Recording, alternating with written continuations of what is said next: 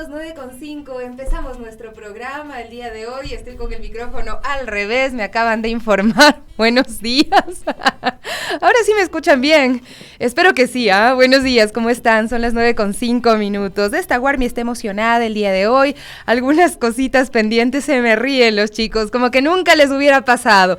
Bueno, Quito tendrá sol por las mañanas, lluvia por las tardes hasta mediados de octubre, según el INAMI. Esto es lo que nos informan, y es que ayer quedamos sorprendidos por tremenda lluvia, granizada y todo, que obviamente complica las cosas en la capital. Ya el taxi ya no cuesta 2, cuesta 4, así es que tienes que ver cómo resuelves el tema de la movilidad, entre otras cosas, ¿no? Las cámaras de videovigilancia del sistema EQ 911 dejaron constancia ayer de una serie de abruptos cambios climáticos en Quito la tarde de este lunes 25 de septiembre de 2023, empezando la semana. El registro audiovisual compartido por el organismo de emergencia revela imágenes de calles inundadas en el centro y sobre todo en el sur de la ciudad, también granizada por la fuerte lluvia. El EQ registró 11 llamadas desde varias viviendas con acumulación de agua por el colapso de alcantarillas en los sectores Atahualpa, Chimbacalle, en la Magdalena, Solanda y también la Ferroviaria. No es un tema menor, cuando estamos en verano estamos muy alegres, pero también andan botando por ahí basura, se tapan las alcantarillas y pues esto colapsa, ¿no? El director de pronóstico y alertas, Vladimir Arriaga, indicó que las lluvias registradas durante este fin de semana y que se extendieron al lunes son características en la transición estacional marcada por mañanas soleadas como la de hoy y tardes con fuertes precipitaciones acompañadas de tormentas eléctricas y granizo. Así es que eso es lo que podemos esperar el día de hoy, pero ya veremos. Arriaga señala que este proceso de cambio climático ha experimentado un ligero retraso este año. Se tenía previsto que llegue al finalizar la primera quincena de septiembre, esto porque la temporada invernal se espera a partir de la segunda quincena de octubre. Yo me acuerdo cuando era niña se empezaban las clases en octubre, ¿cierto? Se empezaban las clases en octubre, además coincidía con mi cumpleaños, mal por mí, o bien, no sé, igual me felicitaban en la escuela los compañeritos y compañeritas. Estudiaba acá en Quito, en la escuela San Francisco, la que queda en las Naciones Unidas, y luego ya me fui a mi Cañarcito también a seguir estudiando allá, ¿no? Pero empezaba justamente con la época fría, las lluvias, el temporal frío. De hecho, mi mamá me dice que nací en medio de una tormenta, pues eran ya en el mes de octubre. Estos días de septiembre, pues todavía teníamos un verano presente, ¿no? Las cosas han cambiado un poco, ahí son las explicaciones que da el INAMI también, que nos cuenta, y además preparan a la ciudadanía para el fenómeno del Niño, ¿no? Indican que las lluvias no estarían relacionadas con este tema, este fenómeno natural, pero el temporal invernal coincide con el fenómeno que tomará fuerza en otras regiones del país, así es que mucho cuidado, ¿no? Recomendaciones para el clima de Quito. El INAMI resalta la peligrosidad de las condiciones de circulación, especialmente por la presencia de niebla en las tardes y noche, un fenómeno que se espera se intensifique con la llegada de la temporada invernal y los bruscos cambios de temperatura que incluso podrían afectar la salud de los ciudadanos, ciudadanas, por lo que debe llevar ropa adecuada y empezar a tomar un poquito de vitamina C, no está de más, o bueno, un juguito de naranja, o mejor la naranja, cómasela así nomás. Los nutricionistas dicen que es mejor comerse la naranja entera, no exprimida, porque termina siendo una carga fuerte también de azúcar a la sangre, ¿no?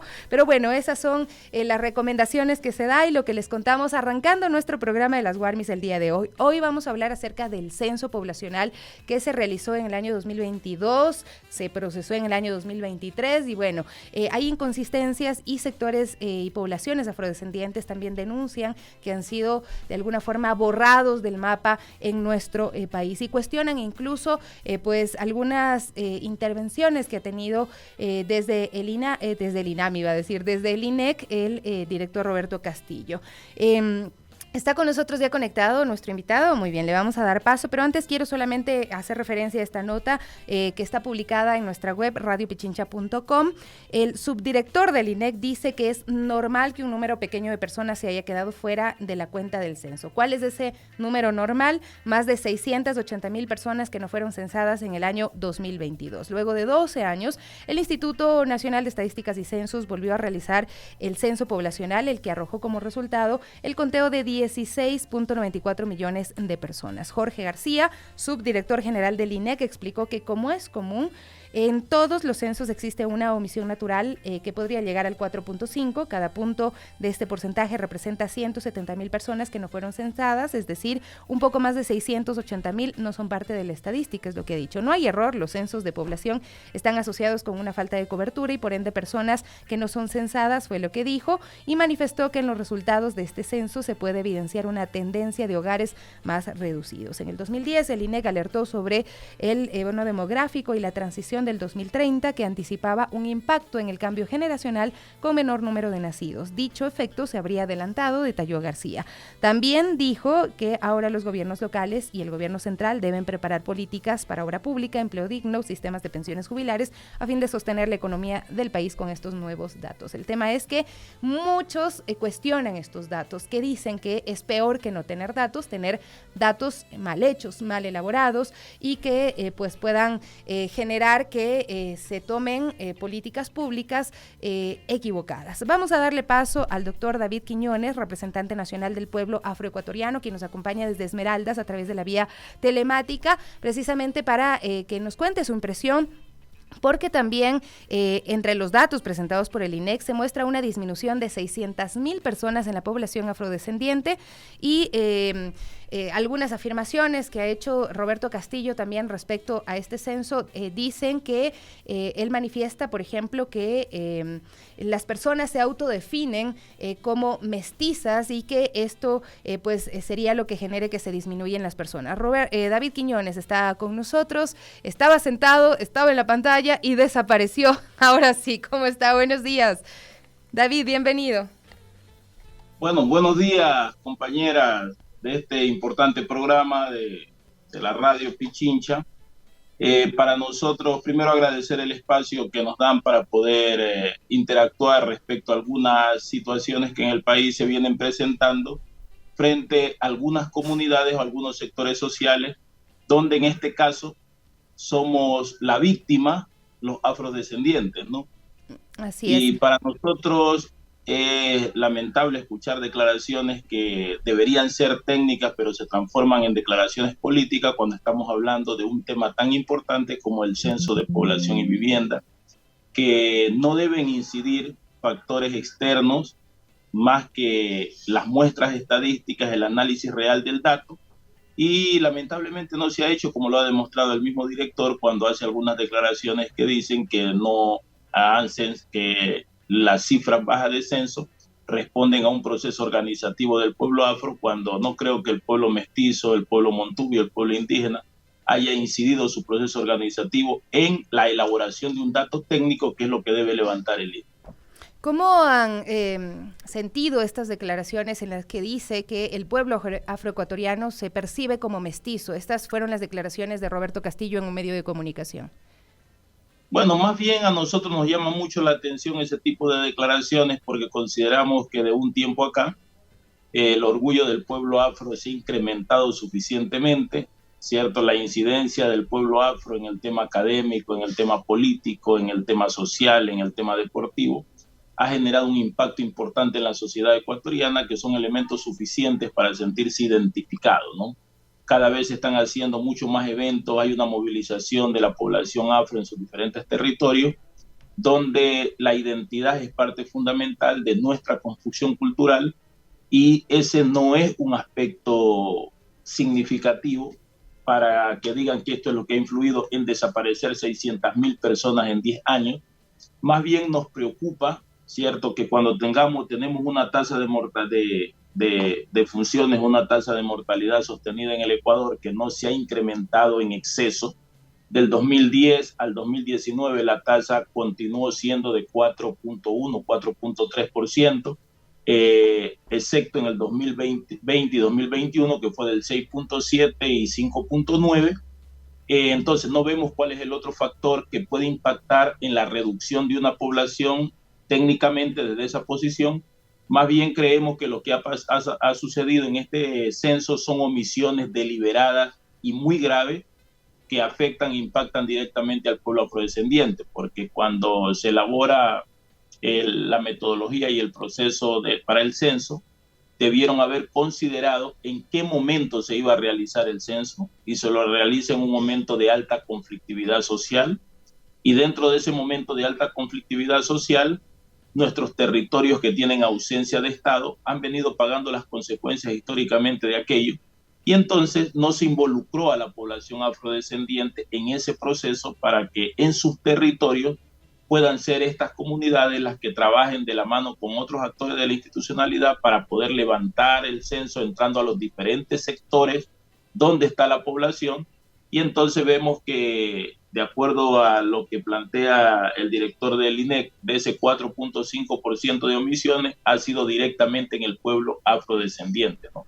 Esto Porque que han usted omitido revela más de 600.000 personas. realmente nos hace pensar y retroceder al momento en que se realizó el censo y las mismas alertas que lanzaba el INEC, que decía que los censistas no querían ingresar a ciertas zonas que estaban declaradas en emergencia para hacer el censo, por ejemplo, ¿no? Entonces, sí nos preguntamos a quiénes no censaron, en qué territorios pues está específicamente este 4.5% de personas que el INEC reconoce que no han sido censadas, que no están incluidas en pues estas cifras que son las que luego sirven para adoptar política pública.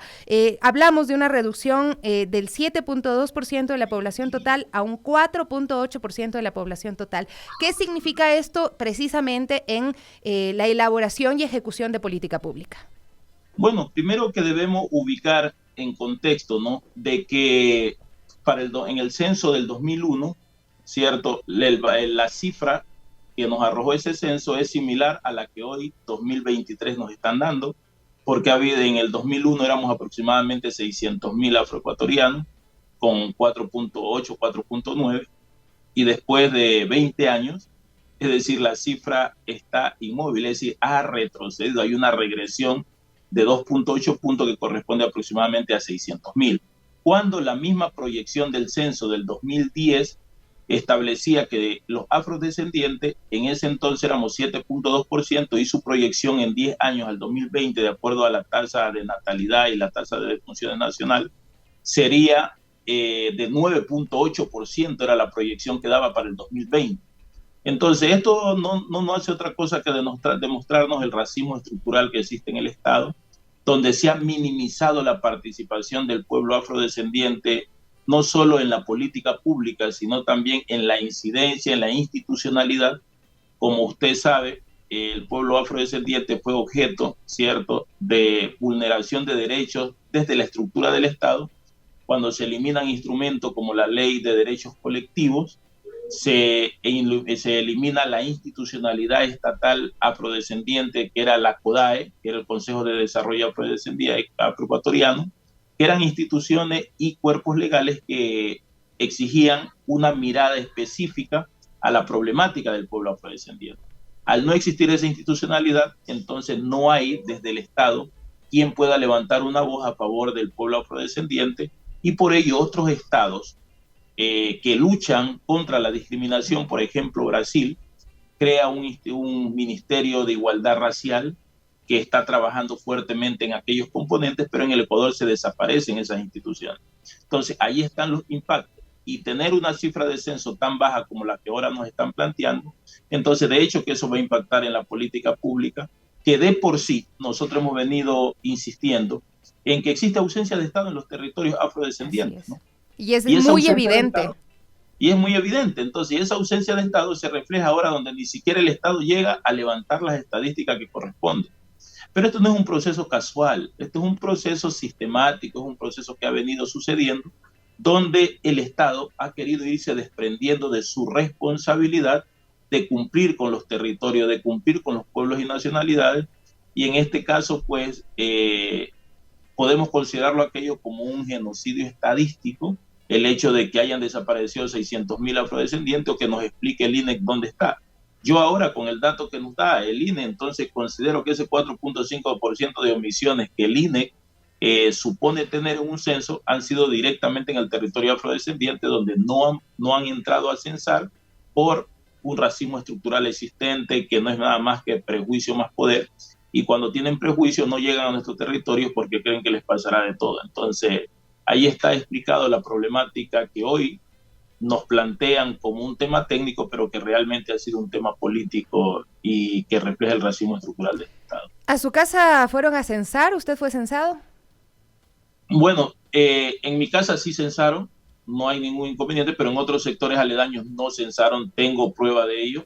Y en otros territorios a nivel nacional del pueblo afro, en las consultas que hicimos durante el censo y posterior a este, claro, ya sabíamos que no habían entrado al territorio y por lo tanto no se iba a levantar un buen dato. Pero el INEC inobservó lo que estaba sucediendo y no tomó medidas al respecto. ¿Ustedes Entonces, alertaron durante la realización del censo? ¿me repite, por favor? Si ustedes alertaron durante la realización del censo. Claro, porque las organizaciones y técnicos del pueblo afrodescendiente estuvieron en reuniones previo a la realización del censo. Incluso se vinculó un par de comunicadores afro para el censo que luego no se cumplió con el plan inicial que se había organizado respecto a la difusión de la política para el censo.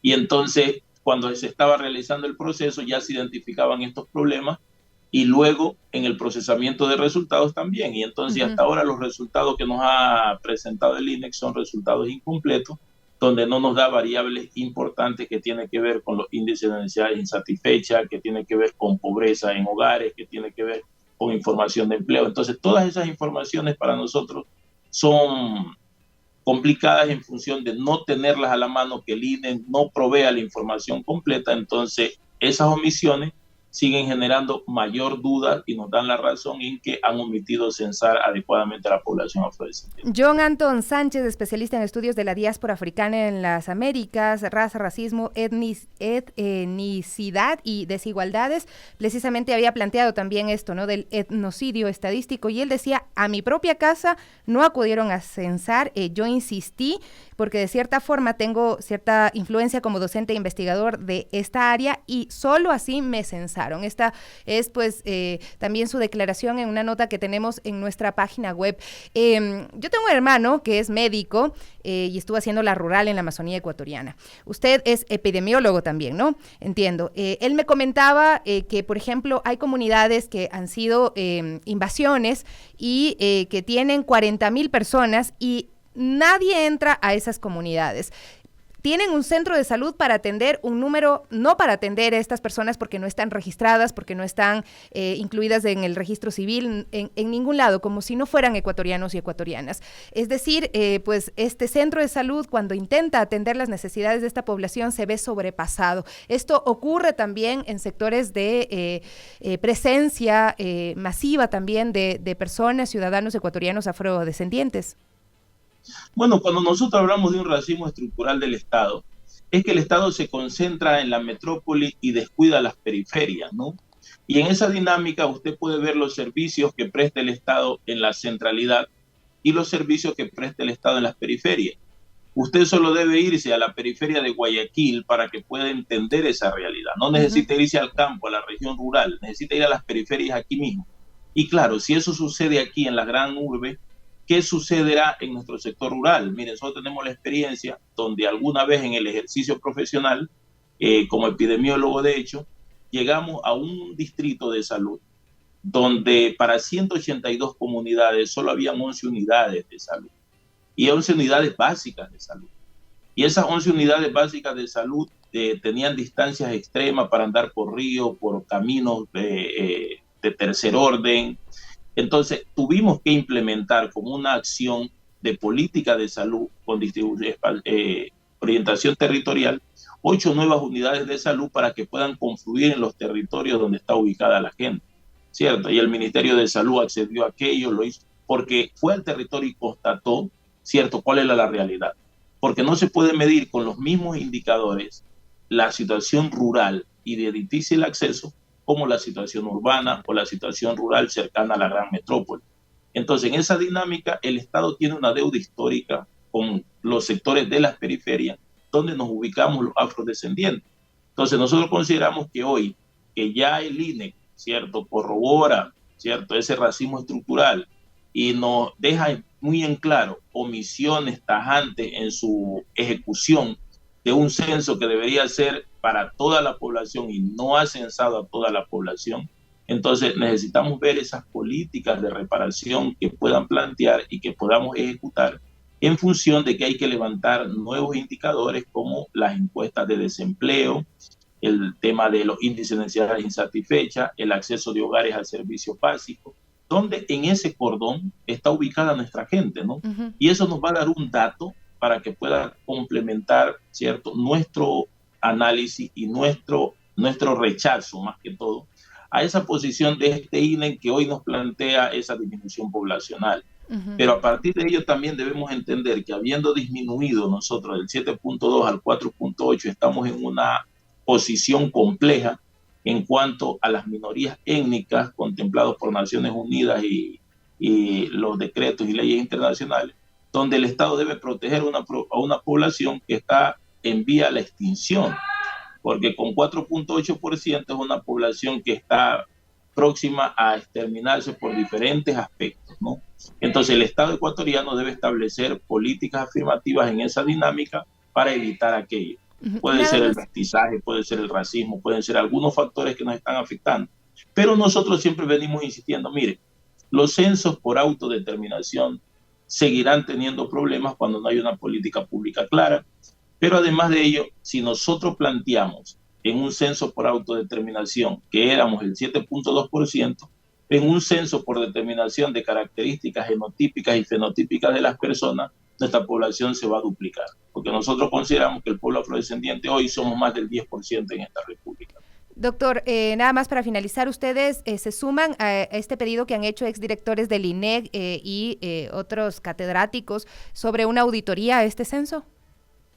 Por supuesto, es lo mínimo que debería hacerse en este país, porque nosotros vamos a usar todas las herramientas legales que sean necesarias para lograr el resarcimiento de nuestros derechos vulnerados en este censo. Entonces, nos han violentado los derechos humanos al desaparecer los 600,000 afrodescendientes de un plumazo, como lo ha hecho hoy el INE. Entonces, lo que plantean otros directores del INE para nosotros es una posición acertada, porque no simplemente nace de un reclamo del pueblo afrodescendiente, sino de una necesidad técnica, ¿cierto?, que han observado otros actores que no son afrodescendientes, donde se está evidenciando una afectación directa. ¿Y a quién afecta el INE? A los que ellos mismos consideran la población más vulnerable, porque escuché también hablar a la autoridad del INE decir que claro, que es el proceso organizativo afroecuatoriano que no ha permitido. O sea que aquí hay que tener un proceso organizativo bien fuerte, tomarse las calles, hacer acciones para que las estadísticas funcionen en razón de aquello. Me parece tremendamente equivocado ese concepto. Muchísimas gracias por acompañarnos hoy el doctor David Quiñones, representante nacional del pueblo afroecuatoriano. Hablando acerca de este censo, el pueblo afroecuatoriano está denunciando etnocidio estadístico en el censo, así lo han denominado, y pues la argumentación la acaba de dar aquí en este espacio de las Warmis. 9:28, hacemos una pausa, queridos amigos y amigas, y volvemos enseguida, tenemos mucho más aquí en las Warmis. Las Warmis están en tu comunidad, son las 9:31 a.m. Evelyn Caiza hizo un recorrido en el Palecillo y conoció un poco el trabajo que realizan las personas que han cometido infracciones y están realizando trabajo social para no pagar las multas. Ya vamos a tener ese reporte, pero quiero contarles también esto que me pareció y me llamó mucho la atención, ¿no? Porque en nuestro país ocurren más de 2,000 muertes al año por siniestros de tránsito y pues fue sancionado ya penalmente quien tuvo su parte dentro de este siniestro que ocurrió hace nada más unos meses en la vía Riobamba-Payatanga, que dejó 4 fallecidos y 9 heridos. Por muerte culposa fue sentenciado a 40 meses de privación de libertad el conductor de este bus interprovincial, es decir, hablamos de una pena reducida porque se acogió a un procedimiento abreviado, ¿no? Aceptó su culpabilidad y también indemnizar a las familias de las víctimas. El sentenciado tendrá que cancelar $129,550 como medida de reparación integral a los familiares de las víctimas, pero nada les devuelve a estas familias a sus seres queridos. Por lo tanto, hay que decir nuevamente que es imprescindible seguir generando conciencia acerca de los siniestros siniestros, esta es la palabra, porque son prevenibles, porque no son accidentes, no son algo que pasa fortuitamente, se basa en la responsabilidad que tienen las personas de sus actos cuando van conduciendo en una carretera, cuando rebasan a la loca sabiendo que puede ocurrir un siniestro de este tipo y provocar la muerte de personas. Evelyn estuvo el día de ayer, también lo compartimos durante el noticiero para que ustedes puedan saber un poquito acerca de lo que también implica esto de poder reducir las penas a través de esta obra que se realiza en ciertos sectores. Ricardo Williams estará con nosotros en tan solo unos instantes, vamos a conversar con él, si podemos hacerlo de una vez, pasar acá al estudio para que pueda contarnos un poquito. Él está en esta intención también de generar una campaña muy bonita para vencer al miedo. El amor es más fuerte que el miedo, nos dice Ricardo Williams. La semana pasada ya les avanzábamos un poquito acerca de lo que había sido este lanzamiento de una reedición, además de una canción tan emblemática para nuestro país, así es que vamos a conversar con él en unos instantes para que nos cuente un poquito más acerca de esta gran propuesta. Qué bueno tenerlo por acá, Ricardo Williams, uno de los artistas pues que representa a nuestro país y que durante muchísimos años lo hemos visto, hemos crecido con sus canciones. Él también se había dedicado a hacer temas siempre con mucho corazón, ¿no? Y muchos de ellos también con un público infantil como objetivo. Ricardo, ¿cómo estás? Qué gusto tenerte acá en este espacio de Les Warmis. Creo que un poquito más acá, esta es la cámara, sí, un poquito más acá, si te puedes ubicar. Ahí está tu cámara, sí, muchas gracias. Para quienes nos siguen en redes sociales también, a propósito, les envío un saludo, un abrazo. Si quieren pueden enviarnos sus inquietudes para Ricardo Williams. José M. nos dice también saludos a las Warmis. Luis Guzmán nos saluda y aquí está Ricardo Williams con nosotros. Bienvenido, qué gusto. Sofi, muchísimas gracias por este espacio en Pichincha y en las Warmis. Un placer inmenso estar estrenando esta campaña aquí en este espacio tan valioso. Bueno, fue muy curioso y también pues la coincidencia no tan grata de que cuando tú haces este lanzamiento también de esta canción tan emblemática para nuestro país,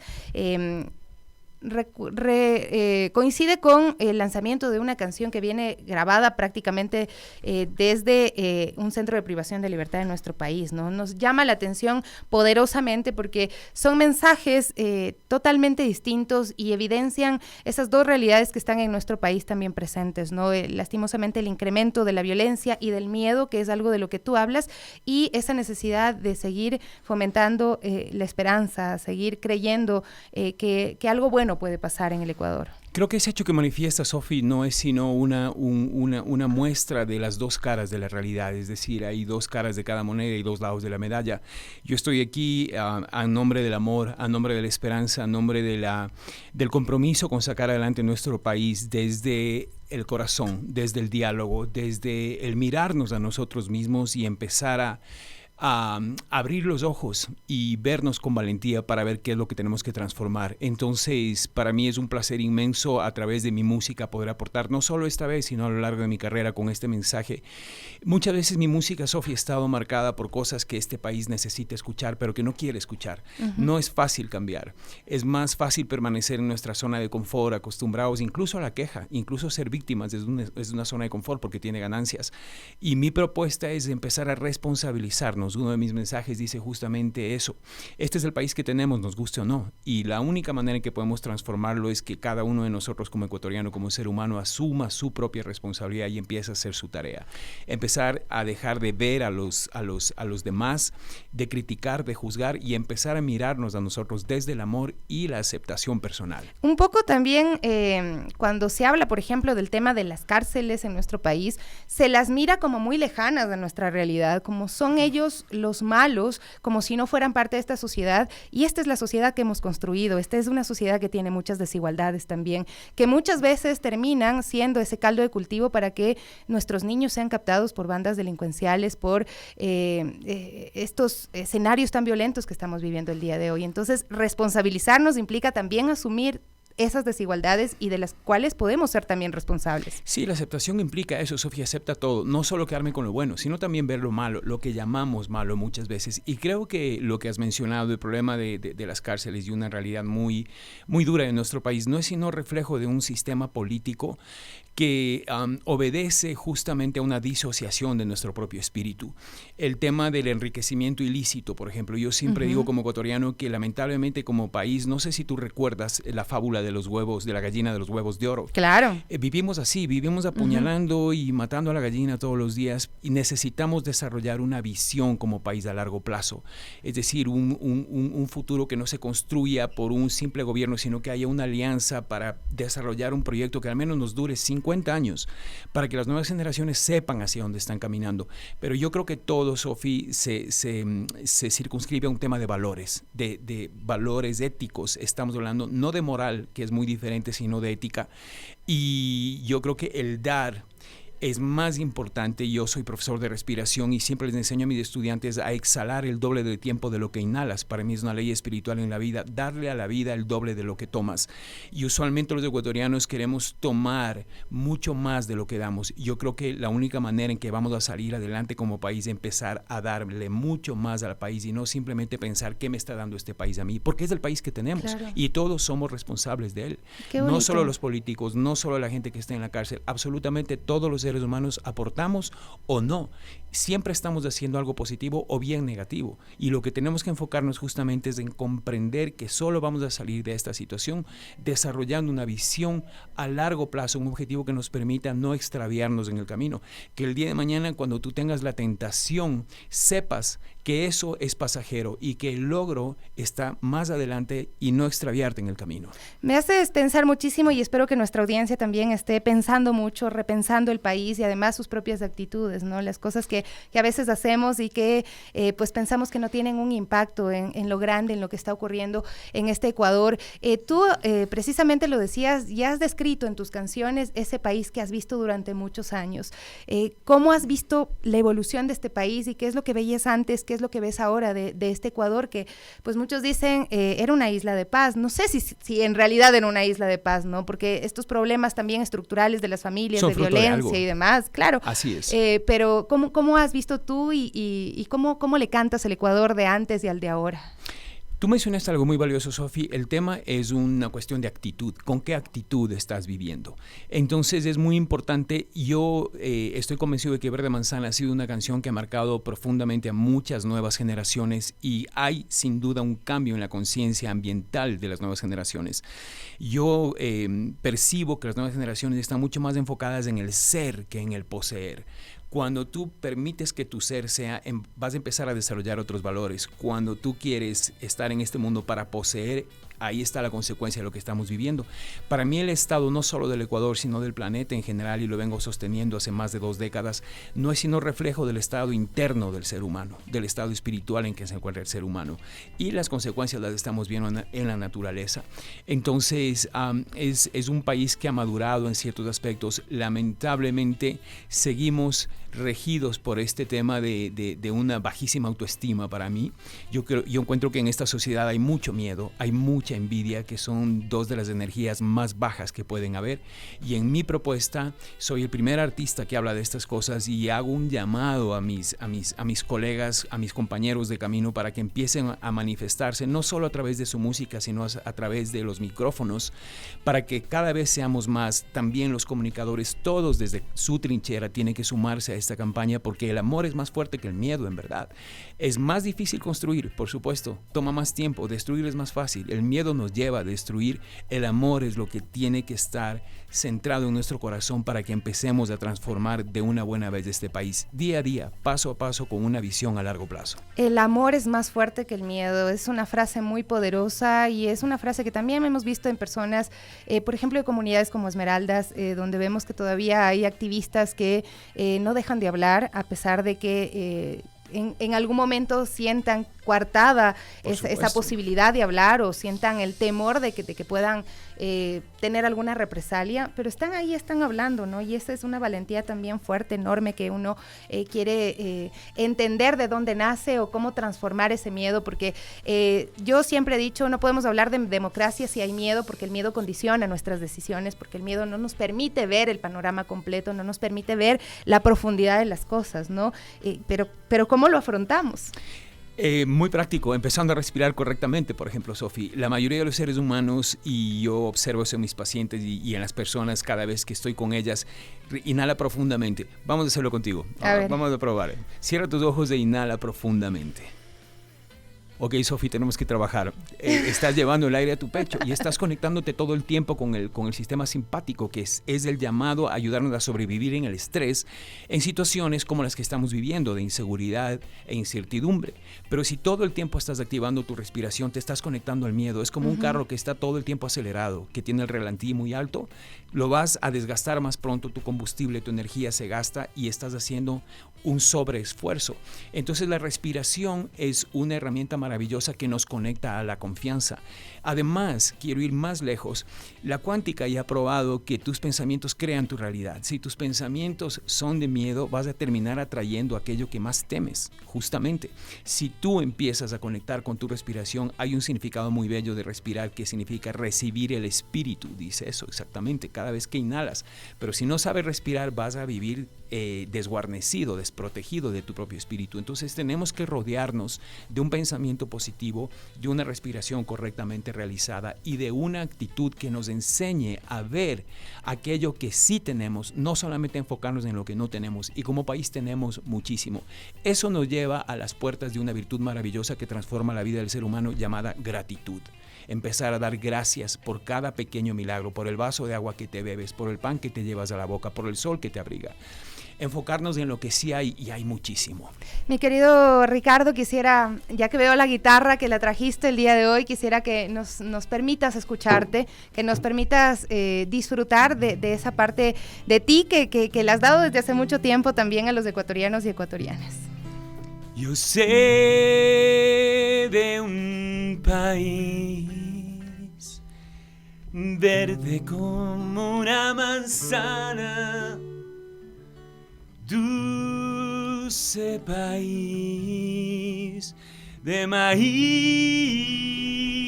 y naranjas. Yo sé de un país de palmeras y montañas, dulce país que sabe a coco y a caña. Te llevo,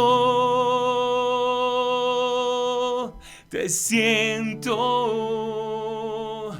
te amo y te quiero.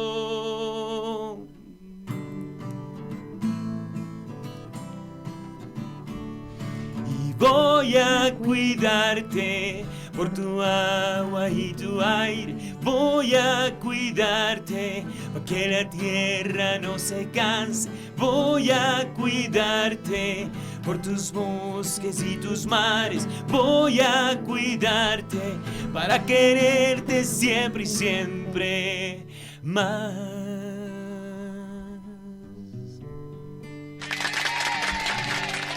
Qué hermosa que es esta canción. Les trajiste a todas acá. Muchas gracias. A verte, a escucharte. Qué lindo. Esta canción significa mucho, creo yo.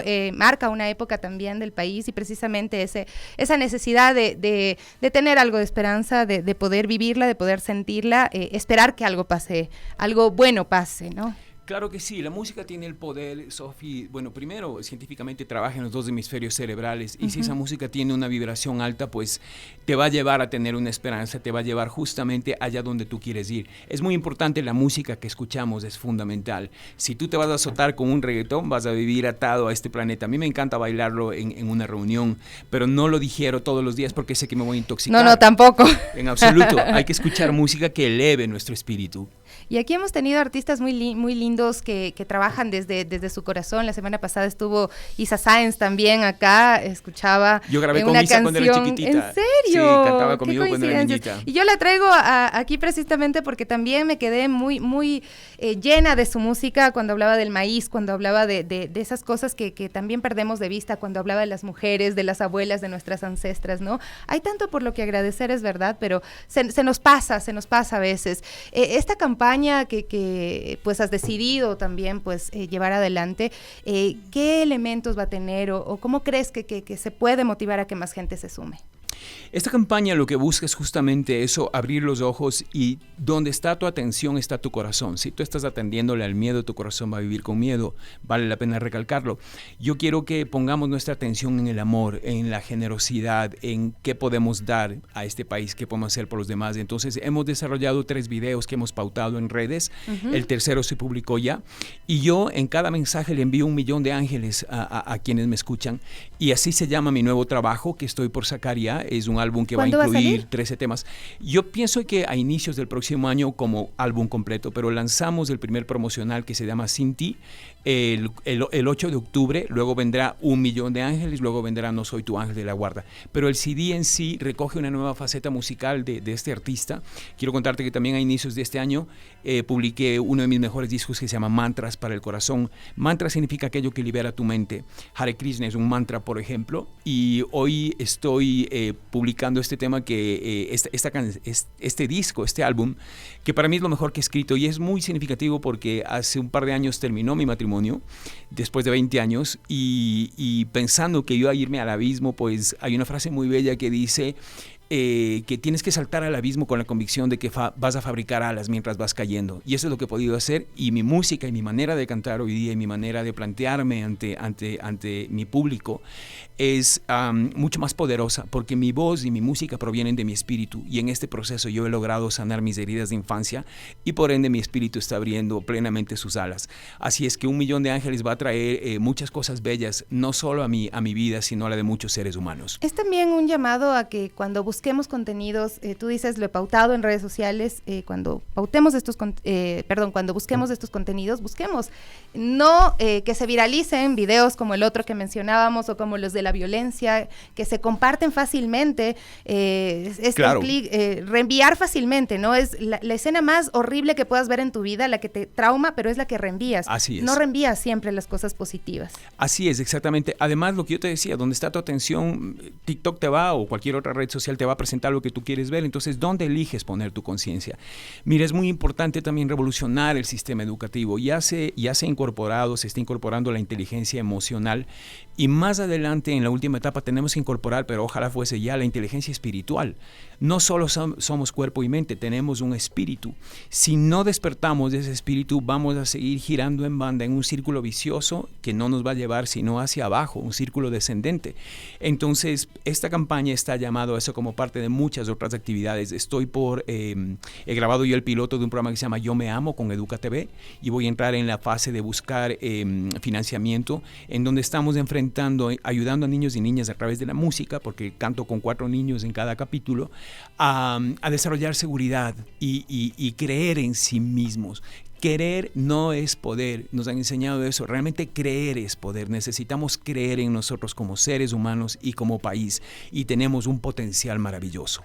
Muchísimos años en la música, y tú me hablabas de esas épocas que te ha tocado pasar también. Uno siempre piensa en los artistas, y en realidad hoy por hoy piensa en cómo las personas tienen que reinventarse para poder salir adelante o poder seguir haciendo lo que aman, ¿no? El poder vivir de la música en este caso.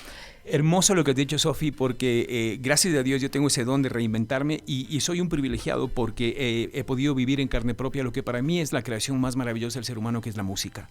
Lo más etéreo, lo más elevado que puede haber. Entonces la posibilidad de reinventarnos nos da cada caída, pero si nos quedamos en la víctima después de caernos, nos vamos a quedar allí caídos. Por más que nos pongamos literalmente de pie, vamos a seguir con esa actitud interna.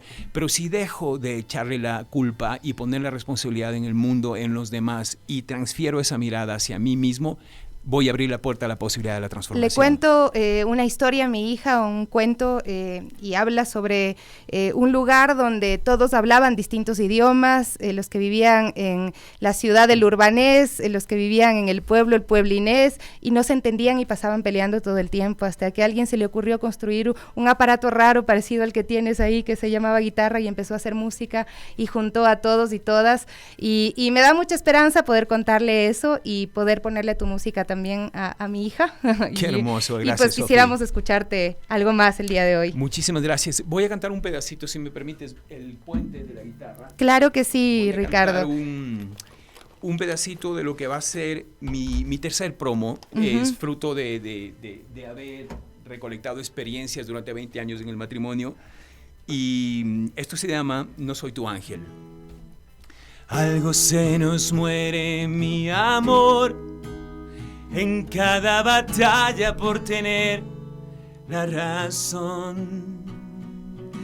Y es que en cada absurda discusión un abismo nos devora el corazón.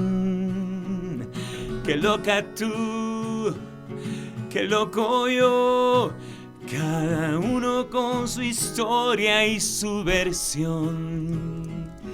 Y hoy quiero pedir perdón, perdón porque no soy tu ángel de la guarda, ni el príncipe azul que tú esperabas, tampoco el lobo de tu cuento de hadas.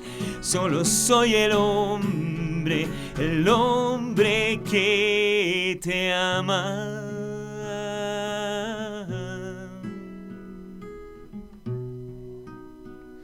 No soy tu ángel de la guarda, ni el príncipe azul que tú esperabas,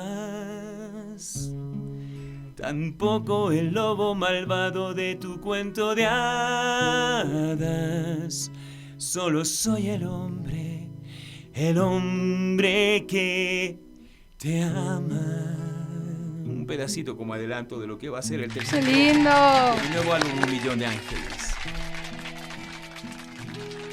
Wow, muchísimas gracias por ese regalo para nuestro espacio de las Warmis. El amor es más fuerte que el miedo. Tomen el mensaje de Ricardo Williams, por favor, síganlo también y compartan estos mensajes positivos. Gracias por estar hoy aquí, Ricardo. Gracias, Sofi, por darme la oportunidad de empezar con pie derecho este día. Hay un sol muy bello afuera y tenemos la posibilidad de convertirnos en seres capaces de abrir sus alas y vivir para cosas mejores y por ende tener un mejor país. Eso esperamos todos y todas y pues le agradecemos a Ricardo Williams por venir hoy aquí a este espacio de las Warmis, por regalarnos este mensaje tan poderoso. Vamos a hacer una pausa, amigos y amigas, ya volvemos. Bueno, son las 9:58, vamos a escucharle a la Eve. Nuestra querida compañera estuvo ayer en el sector del Panecillo y nos cuenta un poquito más acerca de estas acciones que hacen las personas, pues también para reparar estas infracciones de alguna forma. ¿Cómo está, Sofía, amigos de las Warmis? Qué gusto saludarles. En esta mañana nosotros nos hemos trasladado al Panecillo. Como ustedes pueden observar, bueno, quiero iniciar con esta hermosa vista, pero también contarles algo muy importante, y es que la AMC se encuentra y continúa más bien con estas acciones que realizan los infractores, quienes deciden no pagar, por decirlo de una forma, la multa, sino realizar obra social para la ciudad. En este mes nos han comentado que son más de 50 personas que se han acogido a esta modalidad, en la que no solo limpian parques, sino también van a quebradas, van a barrios como La Delicia, como La Mariscal, para realizar diferentes acciones. La idea es que más gente se sume a esto y se convierta en un triángulo de ayuda para Quito, ¿no? Ya que las personas no pagan su multa, corrigen sus errores, y también contribuyen al ornato de la ciudad. Para ampliar esta información vamos a conversar con José Vaca, quien nos va a contar un poquito más. José, muy buenos días, bienvenido a las Warmis. ¿Cómo es esta modalidad y quiénes pueden acogerse a hacer obra social y no pagar la multa? Hola, muy buenos días, un saludo a las Warmis. Evidentemente nosotros como AMC tenemos una tarea que cumplir, un fin que cumplir, y es el corregir la conducta de aquellas personas que han cometido una infracción en Quito. Infracción leve, ¿no? Y pueden ser infracciones leves y graves. Hay algunas que se pueden ser acogidos por parte de los administrados. Entre ellas tenemos, por ejemplo, libadores, también tenemos en porte de armas blancas. En algunos casos también se puede acoger al trabajo comunitario. Trabajo comunitario también se hace para multas leves y graves en infracciones que se cometen en el trabajador autónomo, por ejemplo. Hay varias cosas que el Código Municipal te permite efectivamente esta conmutación, esta sustitución de la infracción o del pago de la multa, y en vez de pagarlo en dinero en efectivo, pues lo puedes pagar a través del trabajo comunitario. El trabajo comunitario tiene esta idea, esta gran idea de que finalmente tú puedes pagar tu infracción, pagar ese error que has cometido, pero que sea en beneficio también de la ciudad. Como tú bien lo dices, estamos trabajando en diferentes espacios, estamos trabajando en quebradas, estamos trabajando conjuntamente con las administraciones zonales, en los programas que ellos tienen, en las mingas que todas las semanas se están dando en toda la ciudad de Quito. También participamos con todas las personas que se han acogido al trabajo comunitario, y de esa forma también no solamente pagan su sanción, sino que contribuyen a Quito, que es lo importante. Específicamente ahora, y ustedes pueden ver de fondo un poquito, no queremos acercarnos claramente por no violar un poco su privacidad, sin embargo ustedes pueden ver, y quiero preguntarte, José, ¿cuántas personas se encuentran hoy acá? ¿Cuántos infractores? Más o menos, ¿entre qué edad y qué delitos han cometido ellos? Bueno, el día de hoy tenemos 7 infractores, normalmente siempre en las diferentes actividades. Recuerden que el mayor número de actividades ocurren en los fines de semana, para que también las personas que están trabajando, que tienen otras actividades durante la semana, puedan incorporarse y puedan efectivamente cumplir con su sanción, pero hoy tenemos 7 infractores, y hay una cosa que es importante también, que normalmente hacemos este trabajo en actividades conjuntas con la comunidad. Esta mañana aquí en el Panecillo también se han unido los comerciantes, la asociación de comerciantes, está unido también empresas públicas como Emaceo, que nos permite también hacer toda la limpieza con hidrolavadoras. Entonces es un trabajo conjunto, siempre pensar en eso, que el trabajar conjuntamente, el unirnos para sacar adelante nuestra ciudad, unirnos, vamos a ser más fuertes y vamos a lograr cosas mucho más grandes, mucho mejores. Sabemos que son los libadores, nos decías también los que tienen inconvenientes con animalitos y algunos comerciantes autónomos, ¿no? Ahora, ustedes les proponen a estas personas, antes de pagar la multa, les dicen, mire, tiene esta opción. ¿Cuántos de ellos aceptan y cuántos no? O como bien mencionabas antes, ¿cuántos ni siquiera pagan la multa ni se acogen al trabajo? Bueno, ahí las estadísticas estamos tratando de cambiarlas, estamos dándole una vuelta, un giro a la AMC, liderado evidentemente por el alcalde, por nuestra supervisora. Hay un liderazgo muy fuerte de cambiar, de dar otra cara a la ciudad de la Agencia Metropolitana de Control. Nosotros estamos en ese cambio metodológico desde la Dirección de Ejecución. Nosotros les proponemos, el momento que ya está resuelta la sanción, les proponemos a las personas que podrían acogerse de acuerdo a lo que establece el Código Municipal, les proponemos que son 3 opciones. Uno es que paguen su sanción en dinero efectivo, también se pueden acoger a convenios de pago con la Dirección Metropolitana Financiera, y también pueden trabajar en este trabajo comunitario, en estas acciones que se hacen en la ciudad.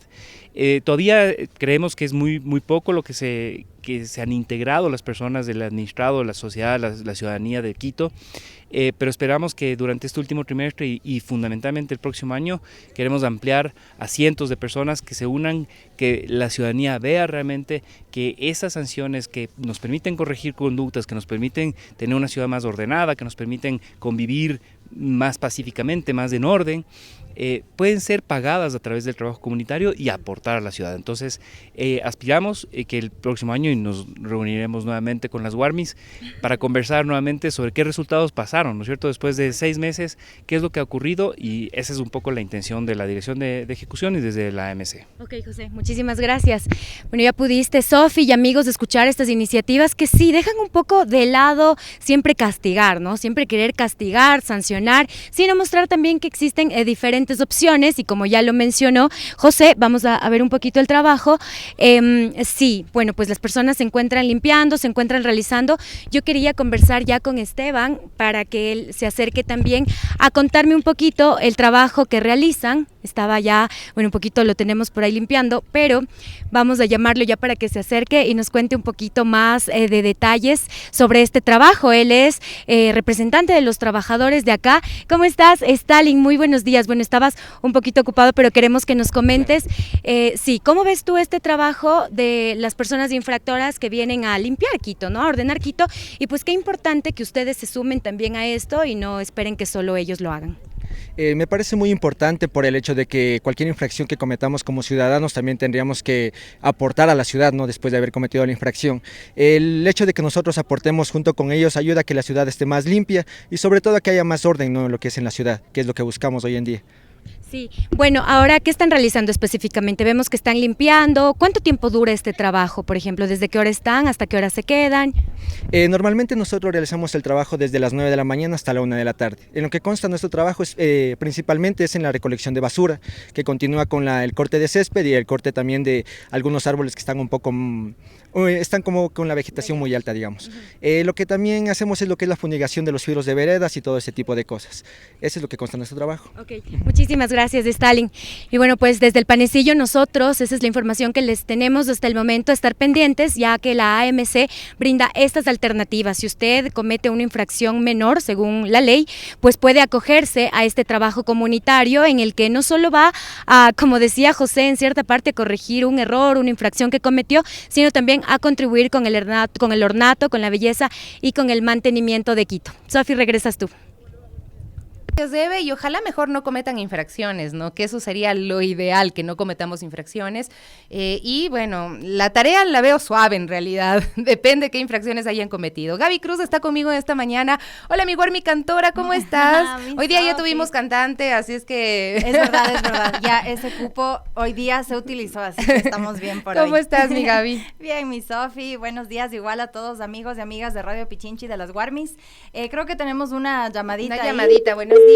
Ah, no, ya nos la tenemos, ya se cansó de esperar nuestro amigo, amiga. Sí, pero bueno, verdad. Muchas gracias por llamar. 3240-040, 3240-050. Mi Gaby, ¿qué tenemos para hoy? Sí, bueno, empezamos con las noticias y tenemos que decir que 1 de cada 5 electores aún no decide por quién votar, según Iván Sierra. La empresa Negocios y Estrategias llevó a cabo una encuesta del 12 al 18 de septiembre a 5,000 personas, provenientes de parroquias urbanas y rurales de las 15 provincias más pobladas del país, mismas que representan el 89% del padrón.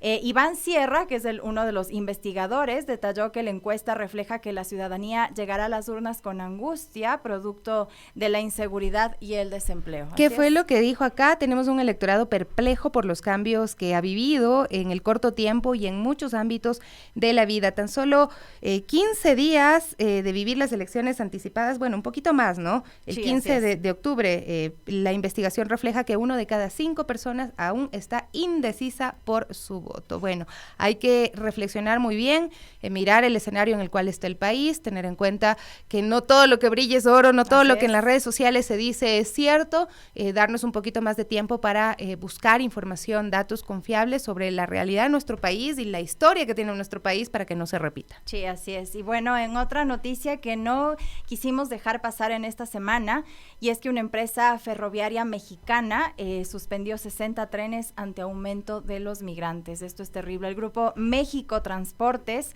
también conocido como Ferromex, anunció la suspensión temporal de los viajes de 60 trenes de carga hacia el norte del país debido al aumento de migrantes que utilizan este medio de forma clandestina con el riesgo de lesiones o muerte, ¿no? Para cruzar la frontera. Así es. El comunicado dice el grupo México Transportes que ante el notable incremento de personas migrantes concentradas en diversas regiones del país y el severo riesgo que representa para la integridad de ellas y la utilización de trenes de carga para transportarse, Ferromex tiene detenidos temporalmente y hasta el momento 60 trenes, y es que así como ustedes ven en la imagen, van esos trenes llenos de personas y pues han ocurrido múltiples siniestros, mueren personas asfixiadas, entre muchas otras circunstancias muy dolorosas. Sí, y esta dramática situación es que refleja esta nueva oleada migratoria en México, donde este flujo migratorio que pasa por el país hacia Estados Unidos ha repuntado tras la caída inicial que provocó en mayo pasado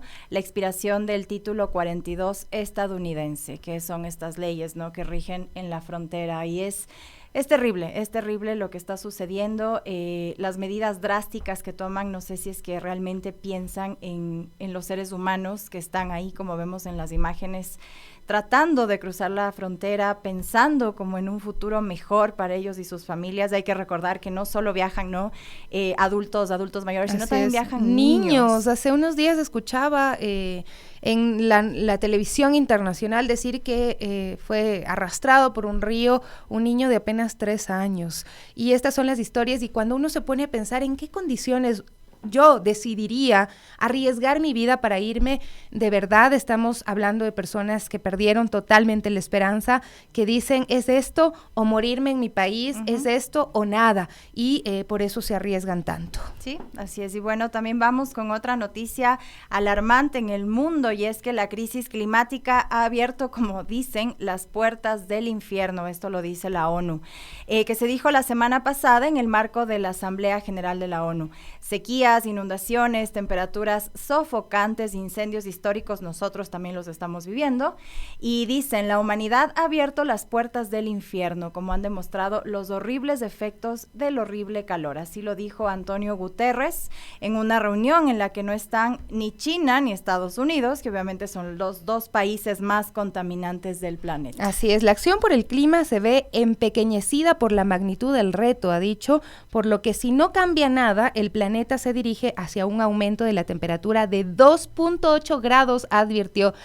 Piensen ustedes en lo que significa eso, amigos y amigas, pero el futuro no está decidido, les corresponde escribirlo a líderes como ustedes. Espetó Guterres, quien cree que todavía podemos limitar el aumento de la temperatura global a 1.5 grados y construir un mundo de aire limpio, empleos verdes, energía libre, asequible para todos. Hay quienes piensan que esto es un mito, que no es cierto, que el planeta no está sufriendo ninguna de las consecuencias de lo que hacemos ni de cómo contaminamos. Ya lo estamos viviendo, nosotros muy de cerca con el tema del fenómeno del Niño, y así es que queremos contarles cuáles serán los efectos, ¿no?, de este evento climático. El pasado 4 de julio, la Organización Meteorológica Mundial declaró que por primera vez en 7 años se está produciendo el fenómeno del Niño, lo que propicia normalmente que se incrementen las temperaturas globales y patrones climáticos perjudiciales. El Niño es un patrón climático natural en el Océano Pacífico tropical que trae temperaturas de la superficie del mar más cálidas que el promedio y tiene una gran influencia en el clima en todo el mundo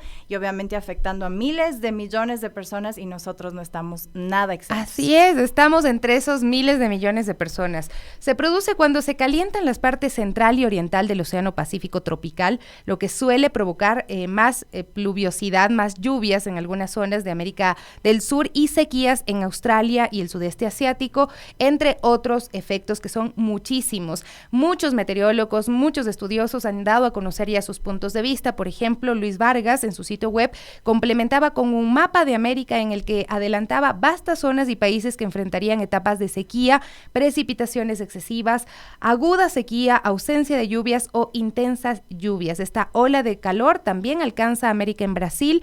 En ese país se alertaron que el fuerte calor afectará a 9 estados, que durará entre 3 y 5 días, llevará temperaturas a ser de 5 superiores a la media histórica, 5 grados superiores. Así es muchísimo. Es muchísimo, y recordemos que ya el pasado 18 de septiembre aquí en Ecuador el COE nacional ya notificó que elevó la alerta, ¿no?, del fenómeno del Niño por toda la emergencia que puede producir en el país. También la advertencia sobre el Niño que traería, ¿no?, todo lo que nos va a producir, es poco alentador lo que podemos hacer. Dice, la aparición del Niño aumentará considerablemente la probabilidad de romper récords de temperatura y desencadenar un calor más extremo en muchas partes del mundo y el océano. Y recordemos que esto también, el tema de las sequías, nos va a afectar también en el tema de la agricultura, de la ganadería. Supuesto. Nosotros somos un país que dependemos muchísimo de ello, y esto nos va a traer muchos problemas. Alerta naranja, preparación ante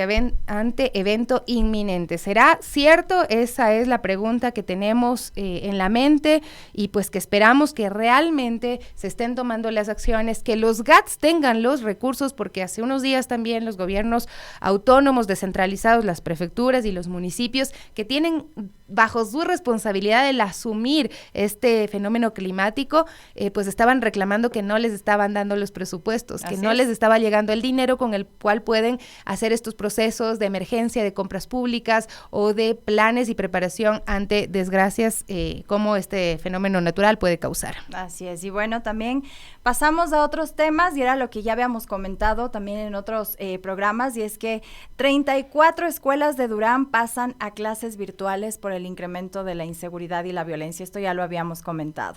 La noche del lunes 25 de septiembre, el Ministerio de Educación emitió un comunicado para anunciar que 34 escuelas de Durán pasan a clases virtuales debido al incremento de violencia e inseguridad. Estos centros educativos se suman, a estos centros se suman 12 que ya tuvieron que implementar este protocolo de educación a distancia por las constantes atentados, ¿no? Y asesinatos que se registran en todas las zonas. Así es, la ministra había defendido ahí muy campante que no han muerto los niños en las escuelas, que por favor no sean alarmistas, pero sí en los alrededores de las escuelas, sí en sectores aledaños donde enfrentan balaceras, sí los profesores tienen miedo de acudir a dar clases y es una situación muy compleja. El Ministerio de Educación recalcó que existen 138 instituciones educativas en Durán, 60 son instituciones fiscales. De estas, 34 pasan a modalidad a distancia y las 26 permanecen en modalidad presencial hasta nuevo aviso. Los otros 78 planteles educativos particulares y fiscomisionales de Durán podrán acogerse a esta disposición si lo consideran pertinente o pueden establecer modalidades combinadas entre presenciales y a distancia. Es muy complejo ese tema, pero vemos, por ejemplo, lo que ocurre en Durán, que estas son imágenes de Durán de hace unos días, y es que el mismo alcalde ha dicho y ha revelado cómo está viviendo. Dice: vivo bajo amenaza constante, es prácticamente el alcalde errante porque no puede estar en un solo lugar, tiene que cuidar muchísimo su agenda para que nadie se entere y pues es, ¿cómo puede ser una autoridad de esta forma? Justo él mencionó sus palabras textuales: ando con una maleta pequeña, con la misma ropa que me estoy trasladando, cuando tengo reunión con algún director lo cito en alguna ciudad del país, ni siquiera puede ser en su propia ciudad, no le digo sino hasta 30 minutos antes nos vamos a ver en este punto, es muy limitada mi comunicación. Así está el alcalde Luis Chonillo. O sea, realmente estamos hablando de esto en nuestro país, estamos narrando esto en nuestro país. No perdamos el asombro, por favor, no perdamos el asombro. Él ha mencionado que ha tenido que cambiar su número telefónico, que va a territorio de forma imprevista, delega funcionarios para varias reuniones, trabaja de forma telemática y se ve poco con su familia por niveles de riesgo. Esa es la realidad. Los funcionarios municipales también han sido asesinados en Durán, hay que decirlo, y esto a cualquiera pues le hace pensar si realmente asumir el riesgo de trabajar por una ciudad, de asumir un puesto público. Y yo creo que muy pocos lo hacen, y quienes lo hacen también en este caso resultan pues ser catalogados como valientes. Y también en Manabí hemos visto una violencia que camina libre, 12 personas asesinadas en un solo día. Sí, así es, y en Manabí no se da un solo paso sin que lo sepan las bandas delincuenciales. Así está la situación en Manabí, aunque el turismo intenta sobrevivir en medio de la lucha por la recuperación tras el devastador terremoto, que lo recordamos, cuyos estragos aún se ven en ciudades como en Pedernales. A pesar de la pandemia que desestructuró las cifras de turistas, tanto nacionales como extranjeros, la provincia sigue intentando subsistir. Pero lamentablemente la violencia camina libre por las calles. Así lo repiten varios de sus habitantes que se les ha consultado, ¿no? Que la violencia es pan de cada día en Manabí. San Vicente, un rincón apacible, separado de Bahía de Caracas por el puente Los Caras, guarda silencio sobre la violencia de las bandas delictivas. Un joven de 16 años, a quien llamaremos José en el relato que también muestra Radio Pichincha, atiende el negocio de sus padres, se atreve a decir: tengan cuidado, como ven, que no son de aquí, corren más peligro. Al día siguiente, el domingo 24, cerca de las 8, en ese mismo cantón, Víctor Zambrano aparece sin vida, víctima de sicariato. El ciudadano no tenía antecedentes penales. Y esto porque se ha intentado generar este mito y hacer que la gente crea que es verdad, ¿no? Que las víctimas de la violencia son miembros de bandas delincuenciales, y no es así. O sea, igual ya hemos hablado de los casos lamentables de niños fallecidos por balas perdidas, y no es que tengan antecedentes delincuenciales, sino que están ahí, están en el momento y es inevitable que suceda, ¿no? Así que los índices de violencia son muy alarmantes, no solo en Manabí, sino en todo el país. 8 de cada 10 víctimas mortales en Ecuador no tenían antecedentes penales. Esto contrasta mucho muchísimo con lo que decía el presidente hace unos días en una entrevista, que aproximadamente el 90% está relacionado con enfrentamientos entre pandillas y grupos delincuenciales. No, esto no es verdad. Hace un momento hablábamos con Ricardo Williams, él decía que hay que vencer el miedo, y esto es una tarea que nos corresponde como ciudadanos, y asumir también nuestro papel como ciudadanos, nuestra responsabilidad en las áreas que están a nuestro cargo. Al gobierno sí le corresponde y hay que exigirle que se ocupe de la seguridad en nuestro país, porque esa sí es su tarea, porque eso es para lo que les pagan, para lo cual tienen todos los recursos del Estado a su disposición, y sí suena muy desubicado cuando el presidente sale a decir que va a dejar incluso recomendaciones para quien lo reemplace. Difícil. No creo que alguien acepte las recomendaciones de alguien que ha demostrado que no es capaz de hacer absolutamente nada por el país, más que darle dolor, tristeza, hambre, desolación en muchos sectores que pues han sido desatendidos históricamente. Mi querida Gaby, muchísimas gracias por acompañarnos hoy. Gracias a ti, mi Sofi. Yo feliz siempre de estar aquí en las Warmis. Nos encanta las Warmis, somos poderosas y estamos Así en es. este espacio junto a ustedes. Gracias a todas, a todos quienes nos escriben. Mañana y en los próximos días el programa va a tener un giro ahí medio raro, no se asusten, va a estar muy bien, van a quedarse en muy buena compañía, y también por supuesto compartiremos entrevistas y temas destacados, importantes, necesarios de tratar de abordar en nuestro país. Un abrazo fuerte desde las Warmis.